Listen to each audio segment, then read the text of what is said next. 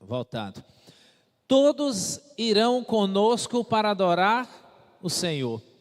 Você já pensou se você pudesse na sua família olhar e dizer assim, ó, toda a minha família vai adorar ao Senhor na igreja, toda a minha família vai adorar o Senhor em casa, toda a minha família vai adorar o Senhor no trabalho. Você poder olhar e ver que toda a sua família irá adorar o Senhor, que alegria não seria para você? Quando eu falo toda a sua família, eu estou me referindo aos seus filhos, à sua esposa, ao seu sogro, à sua sogra, todos os seus parentes, você poder olhar e dizer assim, ó, todos eles servem ao Senhor. Nós vimos uma leitura há pouco aqui, o Hélito e a sua esposa falando, e aí uma pergunta interessante. Será que você, o que você faria para poder ser liberto de um cativeiro? Você deixaria um filho para trás? Será que você agora, você está ali preso, você está cativo, mas o preço é deixar um filho para trás? E aqui está a resposta, todos irão conosco. Você quer de fato acreditar que toda a sua família vai com você adorar o Senhor? Você de fato quer dizer para Deus, eu não quero ir sozinho, Senhor, eu quero ir com toda a minha família. Como disse Josué, eu e a minha casa nós serviremos ao Senhor. Então nós temos que lutar para que a gente possa estar conduzindo a nossa família, para que toda ela possa estar adorando ao Senhor.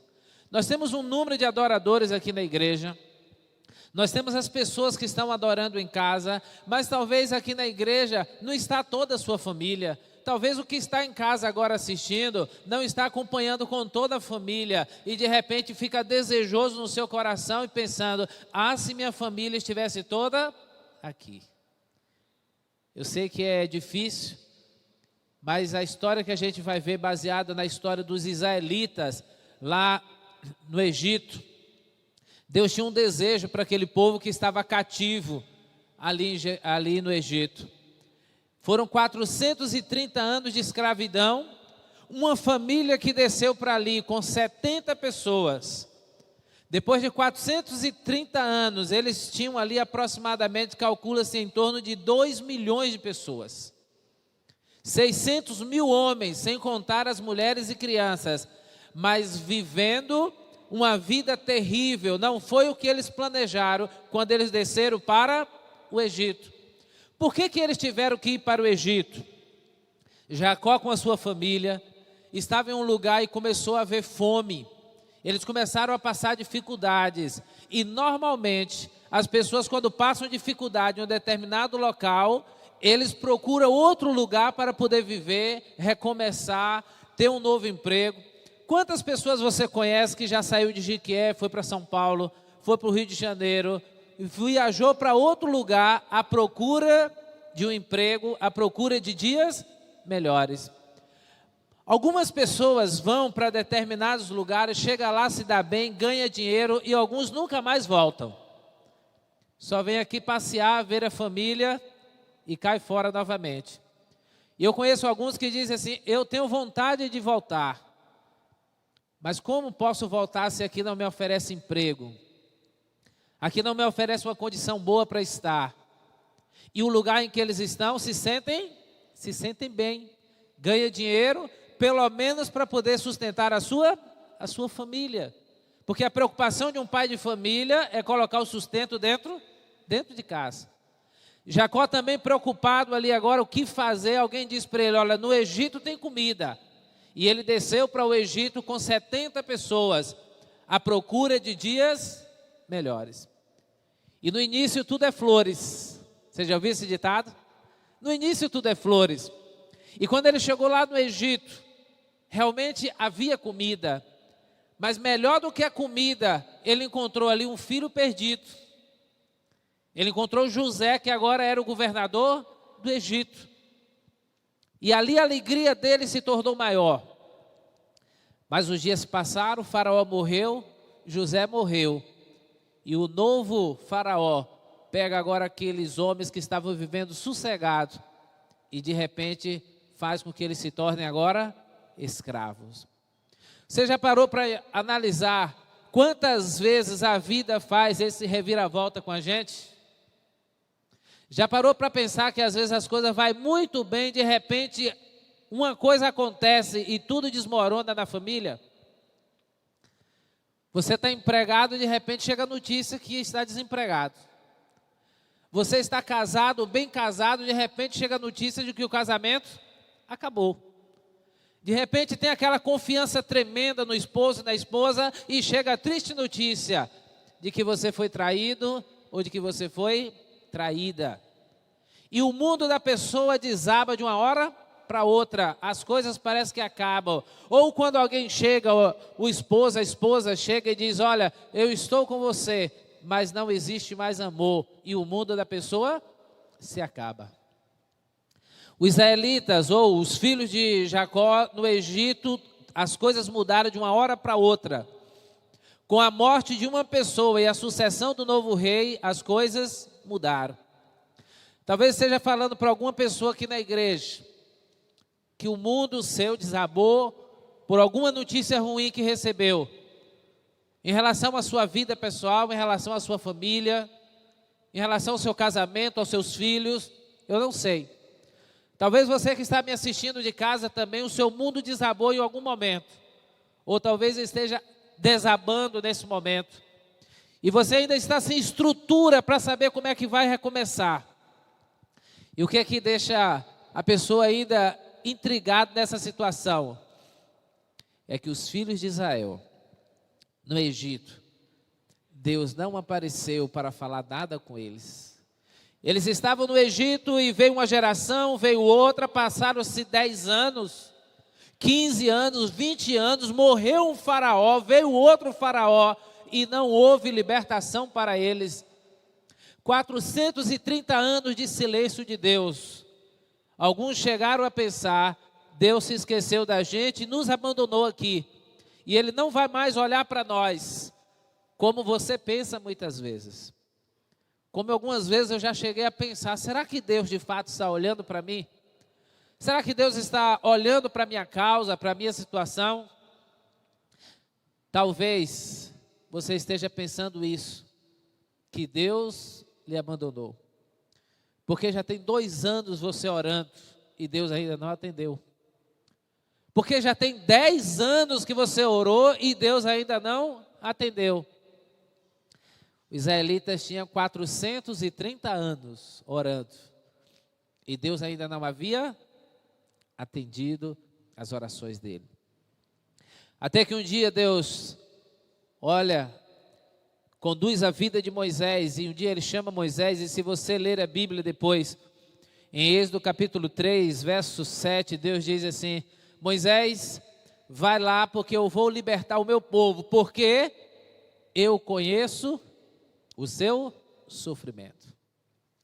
Eu vejo as suas lágrimas, eu sei da sua opressão. Quando as pessoas pensaram que Deus havia abandonado, Deus chama Moisés e relembra eles: Moisés, eu vou libertar, porque eu conheço o sofrimento dele, eu conheço a dor dele, eu conheço o que passa dentro do seu coração, eu sei a tristeza que eles estão sentindo, e eu quero que você vá agora, Moisés, e liberte o meu povo do Egito. O desejo de Deus era resgatar os seus filhos, e que incluía ali toda a família. Deus hoje também quer resgatar os seus filhos, e também quer resgatar a sua família hoje também, irmão. E se tem uma coisa que Deus tem prazer em fazer, irmãos, é resgatar famílias.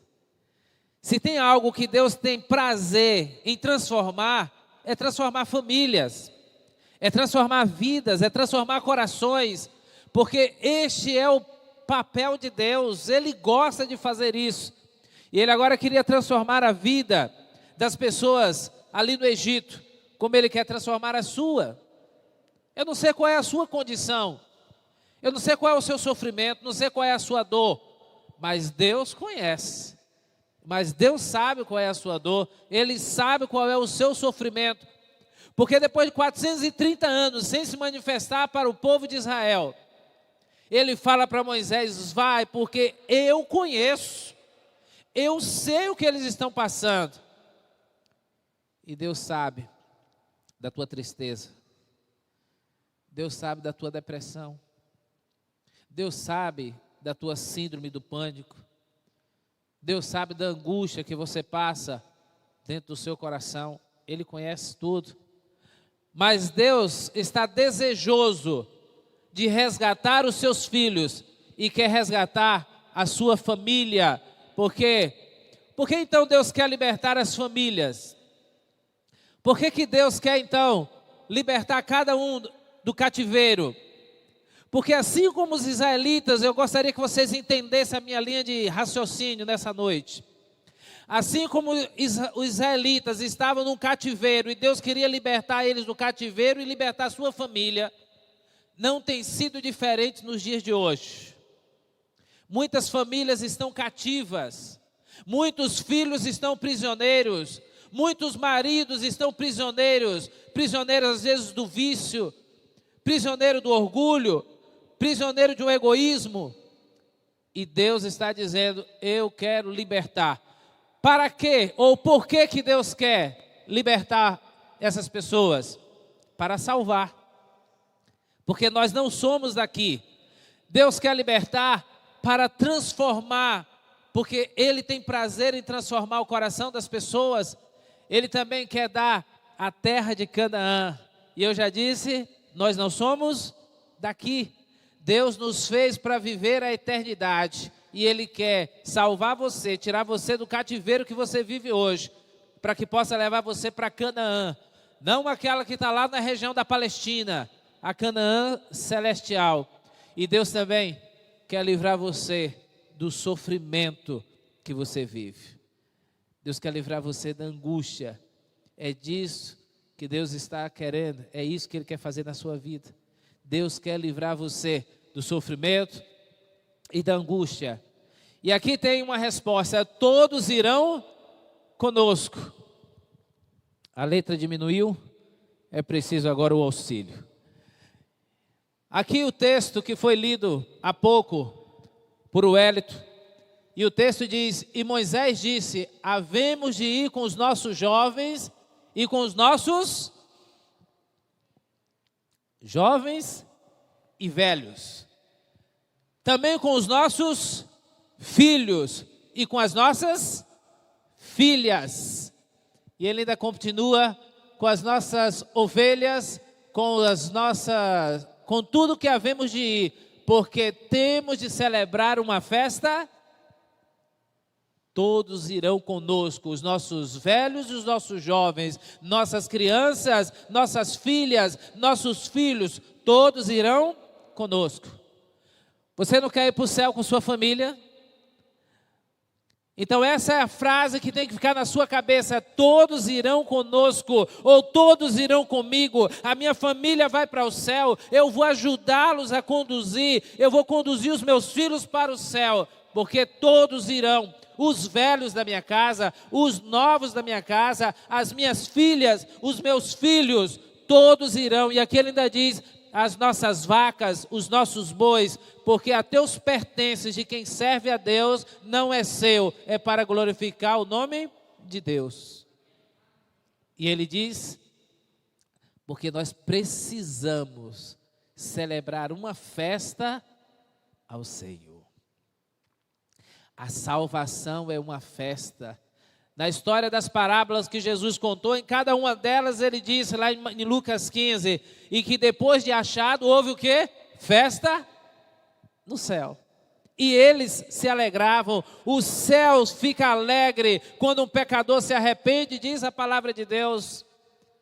E nós precisamos, com os nossos velhos, com os nossos jovens, com as nossas filhas, com os nossos filhos, ir para poder celebrar uma festa ao Senhor.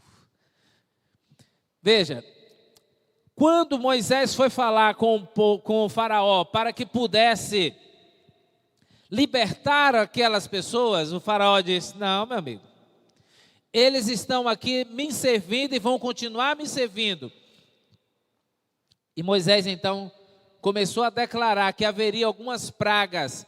E quando as pragas começaram a cair no Egito, Faraó então fez algumas propostas para Moisés, dizendo assim: vamos negociar. Vai ser mais ou menos assim, olha, você pode ir com A ou com B. E aqui temos a primeira proposta que Faraó fez para Moisés, registrada em Êxodo 8, 24. Então chamou Faraó Moisés e Arão e disse: ide sacrificai ao vosso Deus aonde? Nesta terra. Ele disse: olha, é sacrificar que vocês querem? Vocês querem só adorar esse Deus de vocês? Então não tem problema não. Vocês podem pegar todos os israelitas e vão fazer o sacrifício, mas tem que ser nesta terra. Eu preparando essa mensagem hoje à tarde, eu coloquei esse ponto aqui. A minha família não adora de qualquer jeito e nem em qualquer lugar que Deus não aprova. Deus queria tirar o povo do Egito para livrá-los da escravidão e do sofrimento. E Faraó disse: vocês continuam aqui, sirvam ao Deus de vocês aqui, mas ainda fazendo a minha vontade, ainda me servindo e ainda no sofrimento. E Deus não quer isso para você. Deus não quer isso para a sua família. Deus quer livrar você do sofrimento total. E Ele diz: a adoração, Ele já tinha dito, a adoração não será neste lugar. A adoração em um lugar específico. E eu quero abrir um adendo importante aqui. Existe um lugar específico para a sua família adorar? A sua família tem adorado a Deus em algum lugar específico? A igreja é um lugar que Deus fez para que pudesse adorar em família. Mas a igreja se reflete aquilo que a gente faz em casa. E será que na sua casa existe um lugar, um momento para adoração ao Senhor? Existe a reverência e o respeito no culto familiar? Ou existe culto familiar? Nós precisamos adotar essa prática. Se você quer que todos possam ir com você para o céu, adote a prática de ter um culto familiar na sua casa. Um momento para adorar ao Senhor. De qualquer jeito? Não é de qualquer jeito.